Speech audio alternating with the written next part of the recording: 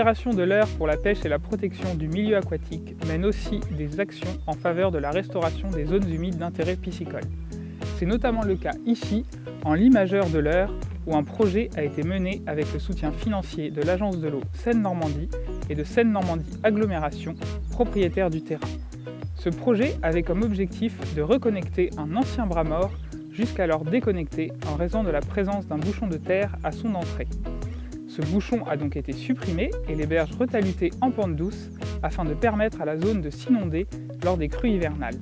Cela représente 250 mètres de linéaire pour une surface de plus de 3000 m² de zone humide restaurée.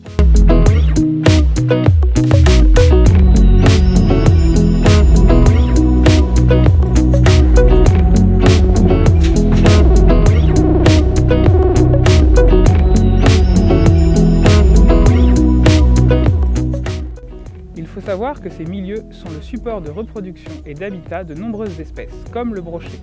Ce poisson carnassier y trouve en effet les conditions optimales pour sa reproduction, soit une hauteur d'eau comprise entre 20 et 40 cm, un écoulement lent, une végétation herbacée basse, ainsi qu'un ensoleillement adéquat pour le développement de ses œufs et de ses juvéniles. Ces travaux seront fortement suivis par la Fédération de pêche, par la mise en place d'inventaires piscicoles par pêche électrique et d'inventaires faunistiques et floristiques, afin d'illustrer la nécessité de restaurer nos zones humides qui nous rendent aujourd'hui de nombreux services écosystémiques dans un contexte de changement climatique et d'urbanisation croissante.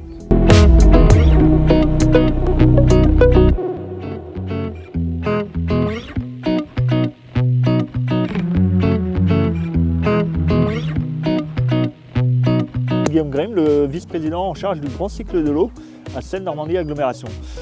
Nous sommes ici sur un site de restauration de la partie GEMAPI, notamment sur les milieux humides et aquatiques, sur sa protection inondation.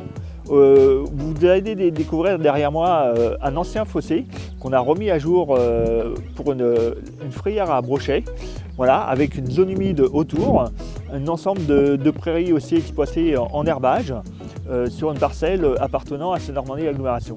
On a plusieurs projets sur le territoire et derrière c'est une reconquête pour les espèces animales, végétales et surtout la problématique inondation.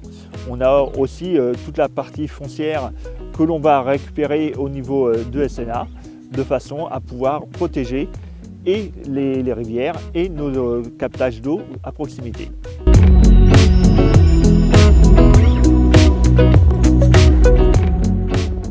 Notre association est très fière d'être impliquée dans ce projet de restauration de zones humides. Encore une fois, cela va nous permettre de développer le parcours pêche sur l'Eure et de veiller au développement de la population aquatique, ceci d'une manière patrimoniale. Dans les jours qui viennent, l'association continuera l'entretien des berges et s'assurer que le débroussaillage continue et que cette zone se développe.